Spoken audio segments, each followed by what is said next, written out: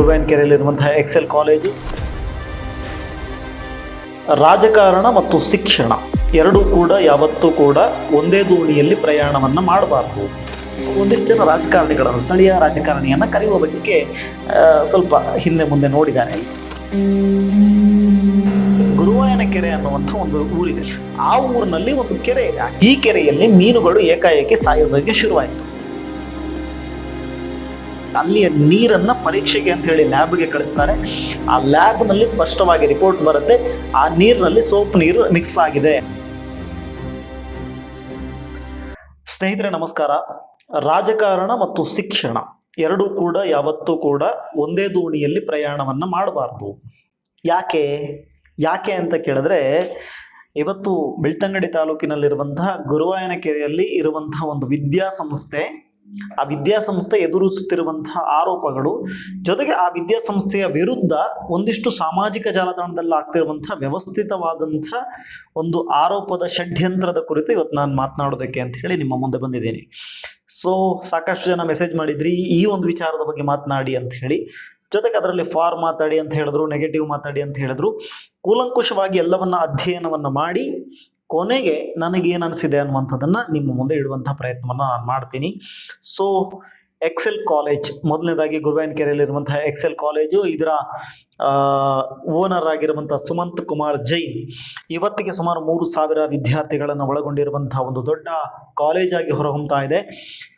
ಜೊತೆಗೆ ತುಂಬ ಬಡತನದಿಂದ ಬಂದಂತಹ ಸುಮಂತ್ ಕುಮಾರ್ ಜೈನ್ ಅವರು ಆಳ್ವಾಸ್ ಕಾಲೇಜ್ನಲ್ಲಿ ಕೆಮಿಸ್ಟ್ರಿ ಲೆಕ್ಚರ್ ಆಗಿರ್ತಾರೆ. ಆನಂತರ ಎಕ್ಸೆಲ್ ಅನ್ನುವಂಥ ಒಂದು ಕೋಚಿಂಗ್ ಸೆಂಟರ್ನ ಶುರು ಮಾಡ್ತಾರೆ.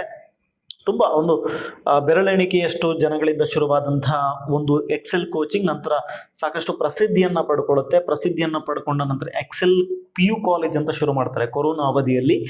ಈ ಅವಧಿಯಲ್ಲಿ ಶುರು ಮಾಡಿದಂತಹ ಕಾಲೇಜು ದೊಡ್ಡ ಮಟ್ಟಿನ ರೆಸ್ಪಾನ್ಸನ್ನು ಪಡ್ಕೊಳ್ಳುತ್ತೆ, ಜೊತೆಗೆ ವಿಶ್ವಾಸವನ್ನು ಪಡ್ಕೊಳ್ಳುತ್ತೆ. ಇವತ್ತಿನ ದಿನ ಎಕ್ಸೆಲ್ ಕಾಲೇಜಿನಲ್ಲಿ ಸೀಟ್ ಸಿಗಬೇಕು ಅಂತ ಹೇಳಿದ್ರೆ ಒಂದ್ಸಲ DK ಶಿವಕುಮಾರ್ ಅವರೇ ಅದನ್ನು ಹೇಳ್ತಾರೆ, ನನಗೂ ಕೂಡ ಈ ಥರದ ಫೋನ್ ಕರೆಗಳು ಬರ್ತವೆ, ಎಕ್ಸೆಲ್ ಕಾಲೇಜ್ನಲ್ಲಿ ಸೀಟ್ ತೆಗೆಸ್ಕೊಡಿ ಅಂತ ಹೇಳಿ.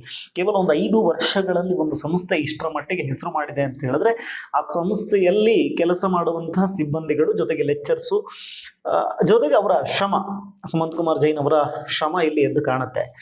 ಸೊ ಯಾವಾಗ ಈ ಸುಮಂತ್ ಕುಮಾರ್ ಜೈನ್ ಅವರು ರಾಜಕಾರಣಿಗಳ ಜೊತೆಗೆ ಒಂದು ವಿದ್ಯಾಸಂಸ್ಥೆಯನ್ನು ಕಟ್ಟಬೇಕು ಅಂತ ಹೇಳಿದಾಗ ಅಲ್ಲಿ ರಾಜಕಾರಣವೂ ಬಂದೇ ಬರುತ್ತೆ. ಯಾಕಂತ ಹೇಳಿದ್ರೆ ನೀವು ಗೆಸ್ಟ್ ಆಗಿ ಕರಿಬೇಕು, ಸ್ಥಳೀಯ ಶಾಸಕರನ್ನ ಕರಿಬೇಕು, ಈ ಥರದ್ದು ಒಂದಿಷ್ಟು ಆಗತ್ತೆ. ಈ ಸಂದರ್ಭದಲ್ಲಿ ಸುಮಂತ್ ಕುಮಾರ್ ಜೈನ್ ಏನು ಮಾಡ್ತಾರೆ, ಪ್ರತಿ ವರ್ಷ ಕೂಡ ಎಕ್ಸೆಲ್ ಪರ್ಬ ಅಂತ ಹೇಳಿ ಮಾಡ್ತಾರೆ. ಪರ್ಬ ಅಂತ ಹೇಳಿದ್ರೆ ತೊಡುವಲ್ಲಿ ಹಬ್ಬ ಅಂತ, ಅಂದರೆ ವಿದ್ಯಾರ್ಥಿಗಳದ್ದು ಒಂದು ವಾರ್ಷಿಕೋತ್ಸವದ ಥರದಲ್ಲಿ. ಈ ಹಬ್ಬ ಈ ಸಲ 5ನೇ ವರ್ಷ ಇತ್ತು. 5ನೇ ವರ್ಷಕ್ಕೆ ಪಾಪ ಅವ್ರು ಒಂದಿಷ್ಟು ಜನ ರಾಜಕಾರಣಿಗಳನ್ನು, ಸ್ಥಳೀಯ ರಾಜಕಾರಣಿಯನ್ನು ಕರೆಯುವುದಕ್ಕೆ ಸ್ವಲ್ಪ ಹಿಂದೆ ಮುಂದೆ ನೋಡಿದ್ದಾರೆ. ಈ ಒಂದು ಕಾರಣಕ್ಕೋಸ್ಕರ ಏನಾಗಿದೆ, ಅದು ಒಂದಿಷ್ಟು ದ್ವೇಷವಾಗ್ಬಿಟ್ಟಿದೆ, ರಾಜಕೀಯ ದ್ವೇಷವಾಗ್ಬಿಟ್ಟಿದೆ. ಒಂದು ಏನಾಗಿದೆ, ಇಲ್ಲಿ ಸ್ಥಳೀಯ ಪಾರ್ಟಿ ಅನ್ನೋದಕ್ಕಿಂತನೂ ರಾಜ್ಯದಲ್ಲಿ ಯಾವ ಸರ್ಕಾರ ಇದೆ ಆ ಸರ್ಕಾರದ ಘನವೆತ್ತಂಥ ಉಪಮುಖ್ಯಮಂತ್ರಿಗಳು ಅತಿಥಿಯಾಗಿ ಬಂದಿದ್ರು. ಇದು one side of the story. ಇನ್ನೊಂದು ಸ್ಟೋರಿ ಇದೆ. ಇನ್ನೊಂದು ಸ್ಟೋರಿ ಏನು ಅಂತ ಹೇಳಿದ್ರೆ, ಇತ್ತೀಚೆಗೆ ಈ ಎಕ್ಸೆಲ್ ಕಾಲೇಜಿಗೆ ಸಂಬಂಧಪಟ್ಟಂಥ ಒಂದು ಬಿಲ್ಡಿಂಗನ್ನು ಕಟ್ಟೋದಕ್ಕೆ ಅವರು ಒಂದು ಜಾಗವನ್ನು ಖರೀದಿ ಮಾಡಿದ್ದಾರೆ. ಜೊತೆಗೆ ಆ ಜಾಗದ ಮೇಲೆ ಒಂದು ಮಹತ್ತರವಾದಂತಹ ಅಪವಾದ ಇದೆ ಏನು ಅಂತ ಹೇಳಿದ್ರೆ, ಅವ್ರು ಬಿಲ್ಡಿಂಗ್ ಕಟ್ತಾ ಇದ್ದಾರೆ. ಅಲ್ಲಿ ಆ ಬಿಲ್ಡಿಂಗ್ ಕಟ್ತಾ ಇರುವಂಥ ಸಂದರ್ಭದಲ್ಲಿ ಅಲ್ಲಿ ಮೇನ್ ರೋಡ್ಗಿಂತ 40 ಮೀಟ್ರ್, ಹೈವೇಗಿಂತ 40 ಮೀಟ್ರ್ ಒಳಗೆ ಇದೆ ಬಿಲ್ಡಿಂಗು ಅಂತ ಹೇಳುವಂಥ ಒಂದು ಆರೋಪ ಅವ್ರ ಮೇಲಿದೆ. ಸೊ ಅದು ಆರೋಪ ಎಷ್ಟರ ಮಟ್ಟಿಗೆ ನಿಜನೋ ಎಷ್ಟರ ಮಟ್ಟಿಗೆ ಸುಳ್ಳು, ಅದನ್ನು ಆರೋಪವನ್ನು ತಳ್ಳಿ ಹಾಕ್ತಾರೆ ಸುಮಂತ್ ಕುಮಾರ್ ಜೈನ್ ಅವರು. ಜೊತೆಗೆ ಈ ಕಡೆಯಿಂದ ಆರೋಪಗಳು ದೊಡ್ಡ ಮಟ್ಟಿನಲ್ಲಿ ನಡೀತಾ ಇದೆ. ಈ ಎಕ್ಸೆಲ್ ಕಾಲೇಜು ಕಳೆದ 1 ವರ್ಷದ ಹಿಂದೆ, 1 ವರ್ಷ 2 ವರ್ಷದ ಹಿಂದೆ ಒಂದು ವಿವಾದಕ್ಕೆ ಸಿಕ್ಕಾಕೊಳ್ಳುತ್ತೆ. ಅದು ಏನು ಅಂತ ಕೇಳಿದ್ರೆ, ಗುರುವಾಯನಕೆರೆ ಅನ್ನುವಂಥ ಒಂದು ಊರಿದೆ. ಬೆಳ್ತಂಗಡಿಯಿಂದ ಸುಮಾರು ಒಂದು 7-8 ಕಿಲೋಮೀಟರ್ ದೂರದಲ್ಲಿರುವಂಥ ಗುರುವಾಯನಕೆರೆ ಅನ್ನುವಂಥ ಒಂದು ಊರಿದೆ.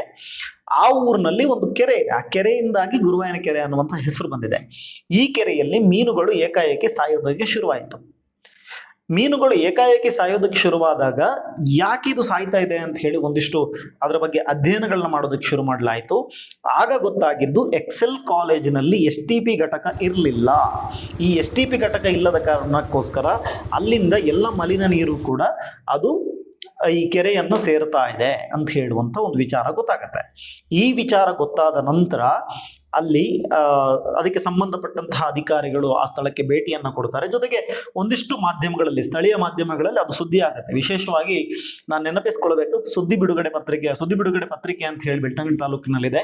ಆ ಪತ್ರಿಕೆ ಯೂಟ್ಯೂಬ್ ಚಾನೆಲ್ಗಳಲ್ಲಿ ವಿಶೇಷವಾದಂತಹ ವರದಿಗಳನ್ನು ಪ್ರಕಟಿಸಿರ್ತಾರೆ. ಜೊತೆಗೆ ಆ ಪತ್ರಿಕೆ, ಆ ಚಾನೆಲ್ನಿಂದನೇ ಅಲ್ಲಿ ಒಂದು ರಿಯಾಲಿಟಿ ಚೆಕ್ ಮಾಡ್ತಾರೆ. ಜೊತೆಗೆ ಅಲ್ಲಿಯ ನೀರನ್ನ ಪರೀಕ್ಷೆಗೆ ಅಂತ ಹೇಳಿ ಲ್ಯಾಬ್ಗೆ ಕಳಿಸ್ತಾರೆ. ಆ ಲ್ಯಾಬ್ನಲ್ಲಿ ಸ್ಪಷ್ಟವಾಗಿ ರಿಪೋರ್ಟ್ ಬರುತ್ತೆ, ಆ ನೀರಿನಲ್ಲಿ ಸೋಪ್ ನೀರು ಮಿಕ್ಸ್ ಆಗಿದೆ ಅನ್ನುವಂಥ ಕಾರಣಕ್ಕೋಸ್ಕರ, ಅದೇ ಕಾರಣಕ್ಕೋಸ್ಕರ ಮೀನುಗಳು ಸಾಯ್ತಾ ಇರೋದು ಅನ್ನುವಂಥದ್ದು ಕೂಡ ಆ ವರದಿಯಲ್ಲಿ ಬರುತ್ತೆ. ಈ ವರದಿಗಳು ಬಂದ ನಂತರ ಅಧಿಕಾರಿಗಳು ಭೇಟಿ ಕೊಡ್ತಾರೆ.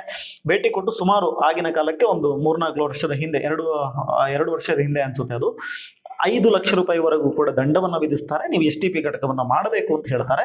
ಈ ನಂತರ ಈ ಘಟನೆ ಆದ ನಂತರ ಸುಮಂತ್ ಕುಮಾರ್ ಜೈನ್ ಅವರು STP ಘಟಕವನ್ನು ಸ್ಥಾಪಿಸಿರ್ತಾರೆ.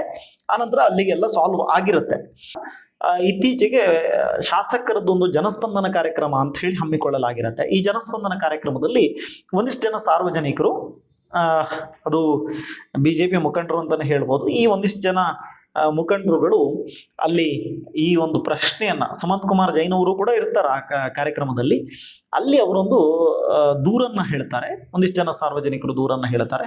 ಆ ದೂರಿನನ್ವಯ ಗುರುವಾಯನ ಕೆರೆ ಮಲಿನಗೊಳ್ತಾ ಇದೆ, ಎಕ್ಸೆಲ್ ಕಾಲೇಜಿನಿಂದಾಗಿ ಇದು ಮಲಿನಗೊಳ್ತಾ ಇರುವಂಥದ್ದು, ಎಕ್ಸೆಲ್ ಕಾಲೇಜಿನಿಂದ ಬರ್ತಾ ಇರುವಂತಹ ಕಲುಷಿತವಾದಂಥ ನೀರು ಮತ್ತೆ ಗುರುವಾಯನ ಕೆರೆಯನ್ನು ಸೇರ್ತಾ ಇದೆ ಅನ್ನುವಂತಹ ನಿಟ್ಟಿನಲ್ಲಿ ಒಂದು ಆರೋಪವನ್ನ ಮಾಡ್ತಾರೆ. ಅಲ್ಲೇ ಸ್ಥಳದಲ್ಲಿದ್ದಂತಹ ಸುಮಂತ್ ಕುಮಾರ್ ಅವರು ಈ ಆರೋಪವನ್ನು ತಳ್ಳಿ ಹಾಕ್ತಾರೆ. ಯಾವುದೇ ಕಾರಣಕ್ಕೂ ಕೂಡ ನಾವು ಈ ಥರದ್ದು ಮಾಡಿಲ್ಲ, ನಮ್ಮಲ್ಲಿ STP ಘಟಕ ಇದೆ ಅನ್ನುವಂಥದ್ದನ್ನೆಲ್ಲ ಸಮರ್ಥನೆ ಮಾಡಿಕೊಳ್ತಾರೆ ಒಂದಿಷ್ಟು. ಜೊತೆಗೆ ಅಲ್ಲಿ ಬೆಳಕಿಗೆ ಬಂದಿದ್ದೇನು ಅಂತ ಹೇಳಿದ್ರೆ, STP ಘಟಕ 1-2 ದಿನಗಳ ಕಾಲ ಹಾಳಾಗಿತ್ತು. ಈ ಟೈಮ್ನಲ್ಲಿ ಒಂದಿಷ್ಟು ಕೊಳಚೆ ನೀರು ಇದನ್ನ ಕೆರೆಯನ್ನು ಸೇರಿದೆ ಅನ್ನುವಂಥ ಅಂಶವೂ ಕೂಡ ಒಂದಿಷ್ಟು ನಮ್ಮ ಸೋರ್ಸ್ಗಳು ಹೇಳಿರುವ ಪ್ರಕಾರ ಸೇರಿದೆ ಅನ್ನುವಂಥದ್ದು ಕೂಡ ಇದೆ. ಆದರೆ ಇದನ್ನ ಇಟ್ಕೊಂಡು 1 ವರ್ಷ 2 ವರ್ಷದ ಹಿಂದೆ ಈ ಮೀನುಗಳೇನು ಸತ್ತಿದ್ವಲ್ಲ, ಈ ವಿಡಿಯೋಗಳನ್ನ ಈಗ ಒಂದಿಷ್ಟು ಜನ ಸೋಷಿಯಲ್ ಮೀಡಿಯಾಗಳಲ್ಲಿ ಹಬ್ಬಿಸ್ತಾ ಇದ್ದಾರೆ. ಎಕ್ಸೆಲ್ ಕಾಲೇಜಿನ ಕುರಿತಾಗಿ ಒಂದಿಷ್ಟು ಎಕ್ಸೆಲ್ ಕಾಲೇಜಿನ ಬಗ್ಗೆ, ಅದರ ಕಾಲೇಜಿನ ಬಗ್ಗೆ ಒಂದಿಷ್ಟು ಆರೋಪಗಳನ್ನು ಮಾಡಿಕೊಂಡು ಸಾಮಾಜಿಕ ಜಾಲತಾಣದಲ್ಲಿ ಪ್ರತಿದಿನ ಒಂದೊಂದು ಹೊಸ ಪೋಸ್ಟ್ಗಳನ್ನು ಹಾಕ್ತಾ ಇದ್ದಾರೆ. ಸೊ ನಾನಿವತ್ತು ಈ ಟಾಪಿಕ್ ಅನ್ನು ಮಾತನಾಡ್ತಾ ಇದ್ದೀನಿ, ಅಥವಾ ನಾನು ಇನ್ನೊಂದು ಯಾವುದೋ ಜಡ್ಜ್ಮೆಂಟ್ ಕೊಡೋದಕ್ಕೆ ಅಂತ ಕೂತಿಲ್ಲ. ಆದರೆ ಮಾತನಾಡಿದ್ದೀನಿ ಅಂತ ಹೇಳಿದ್ರೆ ನನ್ನ ಬಗ್ಗೆಯೂ ಕೂಡ ನಾಳೆ ಒಂದಿಷ್ಟು ಪೋಸ್ಟ್ಗಳು ಬಿಡುವಂಥ ಸಾಧ್ಯತೆ ಇದೆ. ಇವರು ಇಟ್ಸ್ ಓಕೆ. ಬಟ್ ಒಂದು ಕಾಲೇಜಿನ ಸಂಸ್ಥೆಯವರು ರಾಜಕೀಯದ ವ್ಯಕ್ತಿಗಳೊಂದಿಗೆ ಇನ್ವಾಲ್ವ್ ಆದರೆ ಏನಾಗತ್ತೆ ಅನ್ನುವಂಥದ್ದು, ಇನ್ವಾಲ್ವ್ ಆದರೆ ನೀವು ಎರಡೂ ಪಕ್ಷದವರನ್ನು ಕೂಡ ಸಮಾನವಾಗಿ ಪರಿಗಣಿಸಬೇಕಾಗಿತ್ತು. ಬಟ್ ಅಲ್ಲಿ ಇನ್ನೂ ಕೂಡ ಅನೇಕ ಪೊಲಿಟಿಕ್ಸ್ಗಳಿದೆ, ಹೇಳಲಿಕ್ಕೆ ಈ ಸಂದರ್ಭದಲ್ಲಿ ಸಾಧ್ಯವಾಗದ, ಅದಕ್ಕೆ ಕೆಲವೊಂದಿಷ್ಟು ಸಾಕ್ಷಿಗಳೂ ಇಲ್ಲದ ಅನೇಕ ಪೊಲಿಟಿಕ್ಸ್ಗಳು ಈ ನಡುವೆ ಇದೆ. ಸೊ ಅದನ್ನು ನಾನು ಹೇಳೋದಕ್ಕೆ ಆಗೋದಿಲ್ಲ. ಆದರೆ ಒಂದು ರಾಜಕೀಯ ವಿಚಾರಕ್ಕೋಸ್ಕರ ಒಂದು ಕಾಲೇಜಿನ ಮೇಲೆ ಈ ಥರದ ಆರೋಪಗಳು ಬರ್ತಾ ಇರೋದು, ಜೊತೆಗೆ ಬೆಳ್ತಂಗಡಿ ತಾಲೂಕಿನ ಒಂದು ಪ್ರಸಿದ್ಧವಾದಂತಹ ಕಾಲೇಜು, ಜೊತೆಗೆ ಸುಮಂತ್ ಕುಮಾರ್ ಅವರ ಬಗ್ಗೆ ಹೇಳಬೇಕು ಅಂತ ಹೇಳಿದ್ರೆ ಪ್ರತಿ ಕಾರ್ಯಕ್ರಮಗಳಿಗೂ ಕೂಡ ಕೊಡುವಂಥ ಡೊನೇಷನ್ನು, ಆಮೇಲೆ ಪ್ರತಿ ಕಾರ್ಯಕ್ರಮದಲ್ಲೂ ಕೂಡ ಸುಮಂತ್ ಕುಮಾರ್ ಅವರು ಪಾಲ್ಗೊಳ್ಳುವಂಥ ರೀತಿ, ಇದರ ಬಗ್ಗೆಲ್ಲ ತಾಲೂಕಿನ ಜನತೆ ಯಾರು ಕೂಡ ಮರೆಯಲ್ಲ.